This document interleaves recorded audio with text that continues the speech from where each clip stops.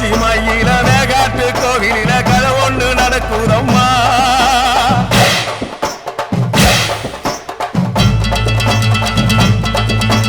காட்டுப்புலி ஒண்ணு காயம் பட்டு போச்சே காரணம் யார் சொல்லம்மா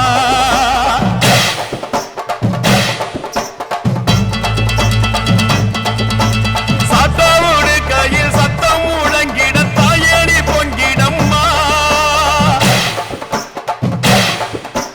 சட்டவோடு கையில் சத்தம் முழங்கிட தாயணி பொங்கிடம்மா சூளக்காளியே அத்தா தாயே சூளக்காளியே